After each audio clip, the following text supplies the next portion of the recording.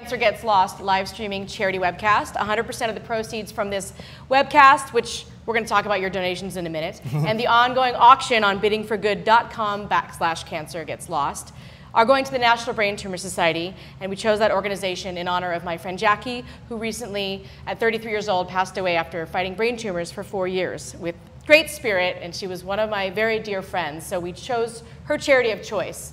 And with us now from Lost is L. Scott Caldwell. Hello. And she actually goes by Scotty, so we'll be addressing her as Scotty. Okay, well then, hello again. And before we get into her story, we wanted to promote a couple items that are involved with Scotty, which is in the auction right now. We have this amazing finale, official from ABC, finale photo of the cast. It was in the church in the last 10 minutes of the series finale of Lost. It has already been autographed by Damon Lindelof, Elizabeth Mitchell, and Jorge Garcia. And now it will be autographed by L. Scott Caldwell, another member of the finale. And with that, we're going to actually start with, when you filmed the finale of Lost, and you got that script, and you went to that church, did you have any idea what it meant? Actually, I don't recall getting a script. Interesting. So they flew you there. Yes. And you showed up, and then they gave you some, or it was. I didn't have words to say, so okay. If you recall, right. So I don't think I got a script for the finale episode, and it was, you know, kind of par for the course the way things had gone for the previous 5.5 years. You know, you hardly ever actually got your hands on a script until you were actually standing in the sand in Hawaii. Right. You know, they were very protective of the product. Right. And what was it like to reunite with a lot of the actors that you have not seen in many years? Season 1.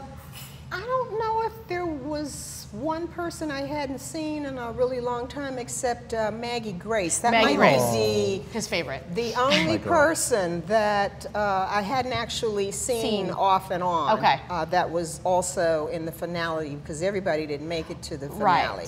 Right. Yeah. What was? Did they give you an idea of why you were in the church with these people and why Christian Shepherd was there? Were we in a church? I don't know. Were you? I mean, it was the lamp. Actually a church?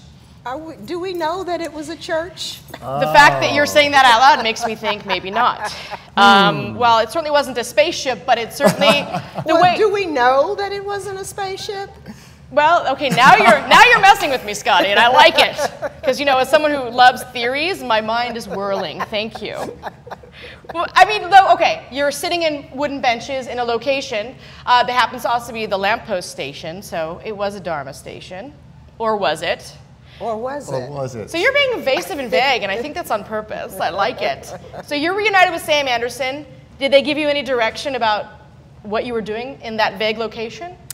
I think the only direction that we got was that you were to get the sense that everybody was milling around, but with a purpose, because we were waiting for the arrival of someone, but we weren't supposed to know who that someone was. Okay.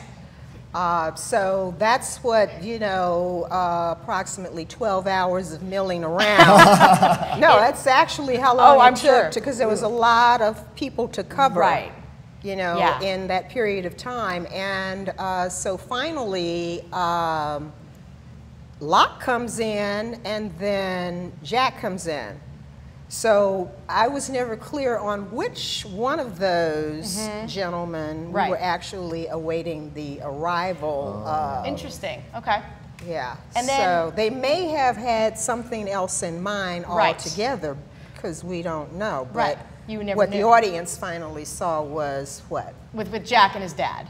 Ah, yes. okay. Yes. That's the one they went with, huh? Right. It's messing with me. So last time I interviewed you at the finale party in May of 2010 in Los Angeles, you had said that you didn't actually keep up with Lost and hadn't watched. Is that still true? That's still true. Okay, just checking. I might have to bid on a DVD set myself. Like this one. Yeah, okay. I might have to bid on that myself because I've might be one of the few people in the world, on the globe, as a matter of fact, that has not seen an episode of Lost. The closest I've ever gotten is seeing a little teeny bit when I've gone into the studio to loop. Okay, loop dialogue? Yes. Interesting. Yes, loop dialogue.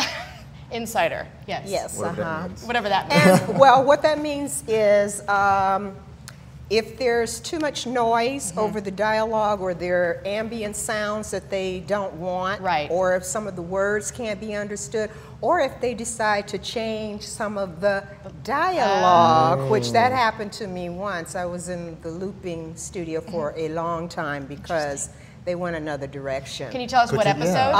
Yeah, actually I can tell you a little bit about that, but to continue explaining what looping is, so when something like that happens, what they do is they have you into the studio to re-record those words that, you know, are in question. Right. So in my particular case, the episode I'm thinking of, I don't remember the number of it, but it was just at the time that they were starting to decide what they were going to do with Rose and Bernard. Okay. Originally, we had been married for a long time. Right. Okay, like a really long time, and we were kind of, it was the scene where we, Jen and Sun were talking about, you know, she might be pregnant. Right, okay. No, it wasn't SOS. It was later. No, it was before that. Oh, it was? Okay. Okay, and do you remember there was this question about whether she was going to be happy about having a baby or not having a baby? Okay. And so Bernard and I are kind of discussing the merits of that because we're this old married couple. Well, they decided to go another way and decide that Rose and Bernard, you know, were on their honeymoon. Okay, so I had to go in and re-loop everything that I said to Bernard that day.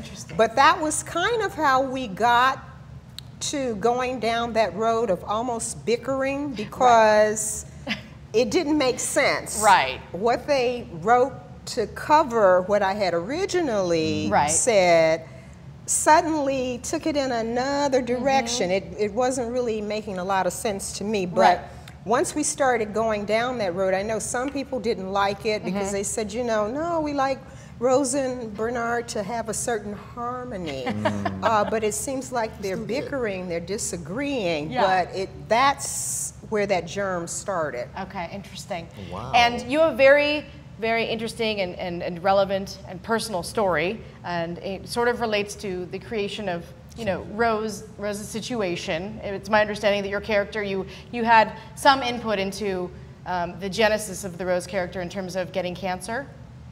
Well, I won't say that I had any input. I would just say it was, my story was co-opted. I'll put, is that a real word? We'll make it a real word. Sure. It is now. Okay, just because when we did the pilot for Lost, which was in April, I actually got married on April 17th, which is my birthday, to a man who was terminally ill with cancer at the time. And we actually made it 1 year. We celebrated 1 year, and then, you know, a month later he was gone. So that was the germ of that story, that a woman marries a man that's terminally ill, and she kind of knows what she's getting into, but she makes the choice to have whatever time she can have with this guy because, you know, that's who she is, and that's what that love story is. So they decided to, you know, instead of it being the guy that has the cancer, because I guess they could have given it to Bernard, they gave it to Rose to be the cancer victim, but that was my story. And they did, I'm sorry for interrupting, but they did call and ask me when they were about to write it if I felt okay with it. And I think I probably should have said, does a paycheck come with that?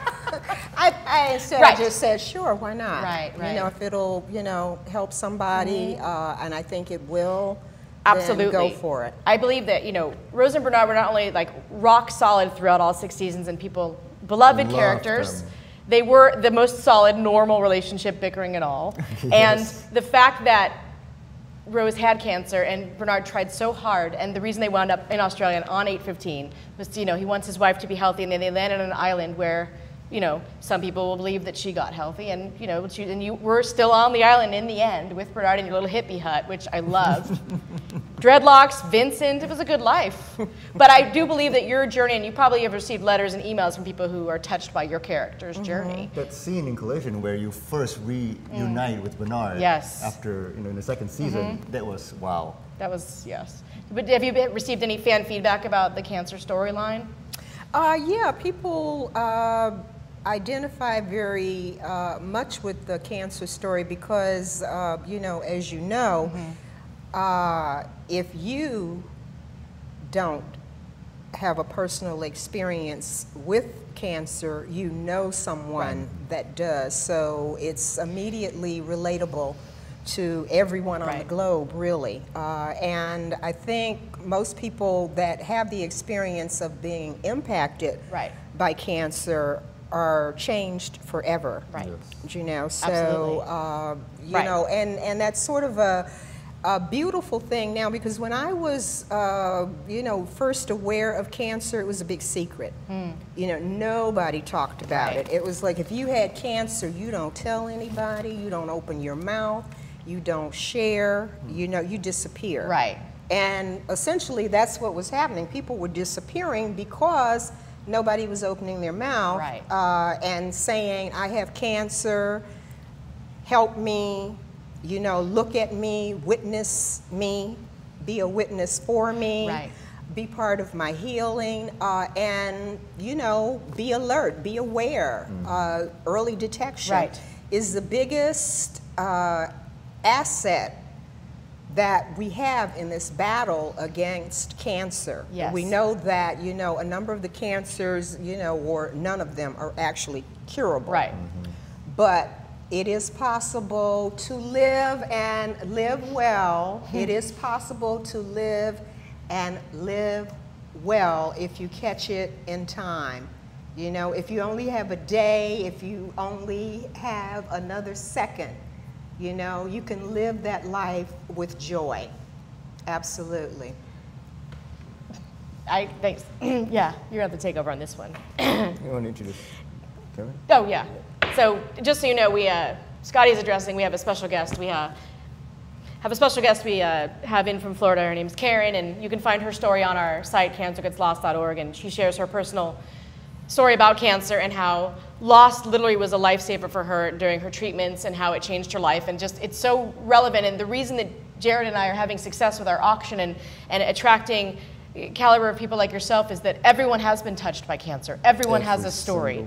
It doesn't matter which cancer support we were, you know, which charity we were supporting. I think everyone is touched by the fact that every cent of what we're doing goes to the National Brain Tumor Society, because it's so important to us. And none of this would have happened if Lost wasn't created, if this online community wasn't created. And now there is a place where people could communicate not just about a show they love, but now everyone communicates for the most part about when they are ill, and they have an amazing support system. And Karen can attest to the fact that an online community makes a difference, a huge difference. So on that note, oh yes, we're definitely going to have Scotty sign some stuff. In the meantime, we actually have, there's an artist named Dr. Mikey who donated 2 canvas paintings of Scotty as Rose, and we're going to have, they are in the auction currently, and we're going to have you sign those. But I thought it'd be fun to share your story about Sam Anderson. Have you seen these? Actually, that's my mother, isn't it? Where's Dr. Mikey? Dr. Mikey, call in. I want to talk to you.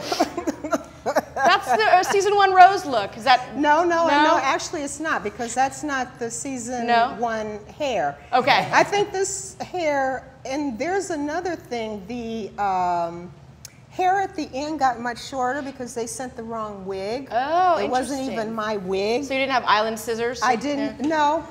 No. So this is. I know this is from the very end because this is that hair. Okay. How interesting. Yeah. Dr. Mikey, it looks like her mother apparently. Yeah. Mikey. I'm going to sign it anyway, but I'm going to sign my mother's name. They're currently up in auction at biddingforgood.com/cancer gets okay, lost. Now where would be a good place, Joe, to put Jared, my you tell her signature? where. Yeah. Right and now here. with the addition of Scotty's autograph, they would make an even better Christmas or Hanukkah gift or Kwanzaa gift for someone in your family or yourself. Or yourself. Or okay, yourself. I might have to bid on them myself and retire them. Maybe, you know, just put one up at your house. Oh. Yeah, my garage. Your garage, there you go. I have space on the wall. I'm sure if we sent Dr. Mikey a picture you'd prefer, he'd repaint you. Okay, Dr. Mikey, coming at you. We'll email you her picture of choice. And then also, if you wouldn't mind signing in the auction as well, we have a complete lost box set Blu-ray that we have almost the entire cast and crew, a creative team, writers, producers, actors signing this. This is currently going for less than $300, I believe, or like $300 or $360. And I'm not complaining. That is an amazing price. And if the auction ended today, we'd be very grateful. However, I own this box set, but I certainly don't have these signatures on it. And 100% goes to charity. And now Scotty's going to sign it, so bid up. There we go. People. And if you don't know, the complete Blu-ray box set is an amazing set. And people like John Bernstein and David Daniels at ABC have done an amazing job over the years making these incredible extras. There's a secret disc hidden on the map on the lid of this box collection. So if you turn it over, the map turns around and there's a disc in there and it features different extras. And this is going to be self-promotion, but there is an extra on there about fans around the world, and I'm in it, so you need to find the disc and watch it. And this one has Sterling Bowman. Young Sterling Bowman. Young Ben is now 6'2", has a deep voice, doesn't look like young Ben anymore, but he signed on the back because he's a teenager and wanted to be different. Yes, so thank you, Scotty, for that. Thank you. And before you go, I recall you have a very fun story about, you didn't want to meet who was going to play Bernard, is that correct? You didn't? No. So tell the story of how you first met Sam and you knew he was going to play your husband. Well, actually, I had been, in my mind, holding the vision of my real husband, who was a 6'5", handsome black guy. So imagine my surprise to meet this other handsome not gentleman. 6'5". Not 6'5". No. When I was aware that the guy that was going to be playing Bernard was on the other side of the island shooting at the time, we hadn't actually met each other. Okay. So he was with the 2nd unit because they were, shooting on another part of the island. Right. So I never saw him. And I said, okay, well, this could work. Let's keep it that way. Let's make sure I never meet him. Let's always check the call sheet, make sure that we're not on it at the same time. And that worked really, really well. So the day that I was flying back to LA, I got a call from the office saying, oh, incidentally, Sam Anderson, the guy that's playing Bernard, is also flying out tonight. So I said, well, change my flight. Wow. Make sure that we're on different flights. So they did that. Wow. Okay. So I get to the airport, and I'm still safe, okay? But I'm sitting in like a little restaurant area, before you go to the gates. And I see this guy walking past, and I said, that looks like that guy, Sam Anderson, that's going to be playing Bernard. I said, oh, that is him. So he evidently was on a later flight, but he had gotten to the airport within the time frame that I was still there. So what I did was, and this is a side, I put my head down like this, right? Wow. And the next thing I know, this industrious white guy is tapping on the table. That's amazing. I look up. Hi, I'm Sam Anderson. I'm going to be playing Bernard. And it's like, hi. You really tried your best. Yeah, I did. But, that's how white people are. They just go, you know what I'm saying? They just go for it. Yes, indeed. They can mess up a girl's plans. You know what I'm saying? Did you tell them that later that you were trying to avoid it? Yes, yeah. So I had to revert to old-fashioned acting. Right. Okay. Okay. So aside from Lost, you have been appearing on Southland, which is a great show on TNT. You've been playing Regina King's mother, and I love her. I'm sure she's fantastic to work with. Oh yeah, she's fabulous. Yes. I've known her for a number of years since she was a young woman. Since she's about 17, 18, I've known Regina. So very proud of her, and I was very thrilled to be asked to play her mother. Oh, okay. Excellent. Yes. So that's Southland on TNT. It's coming back, I believe, in January, if I'm not mistaken. I'm sure someone will tweet me and yell at me if I'm wrong. And you've also been appearing on The Secret Life of an American Teenager on ABC Family. Yes. So are you in the next season coming up? Yes. Okay. I did 10. 10 episodes? Season. Yes. Okay. So, they like me over there, but you know, as they say, you know, still a bridesmaid. Right. Waiting to be a bride. You mean your own series? Yes. Yes. Hello, people out there. This is L. Scott Caldwell, and she's amazing, and you should put her on her own show. The end. Feel the guilt. Feel it. Yeah. No, feel the love. Feel the love. Sorry, the love. And if you cast a lovely white gentleman opposite her, hide him until the right time on screen. Well, you know what? The fact that I did that, you know, on Lost gave me an entree into that world. They did a big, you know, expose on interracial couples that year. And that very same year, I've had an interracial love affair on Ghost Whisperer. I had a mixed-race daughter. And then I had an interracial, that's not a word. Interracial. Let's make that a word. Okay. Interracial. Interracial. I had an interracial relationship on Cold Case. I played, I played an 80-year-old woman that had had an affair with the white guy, and they thought that that's why he had been murdered. And maybe they should have you on a show where Taye Diggs is your man. No, he likes it flowing the other way. So. Oh, well, there's that. Oh, his wife, Adina Menzel. Yes, yes. Yeah, you know, hey, but I ain't mad at him. Fair enough. Hilarious. Thank you so much for joining us today. We really appreciate you taking the time and bid on all the items that L. Scott Caldwell has lovely and generously signed, including all of the encyclopedias have now been signed by her, the artifacts books. We have more cards, trading cards. We have more trading cards, the DVD set. All the details are on cancergetslost.org, and you'll find her on Southland and Secret Life of an American Teenager. Anything else coming up you'd like to promote? Well, you know, I'm still working vigorously in the theater, and you know, I may be going east, you know, in the fall to do something there, and I'll let you know. Keep me. We'll tweet it out, and we'll send the links out for sure. Okay, great. Thank you very much. Thank you. Thank you. We'll be back after this video, and just very shortly with our next guest. My first webcast. Oh yeah? Yeah. I mean, I don't know what happened. It didn't feel like it didn't feel like television. No. Is it streaming?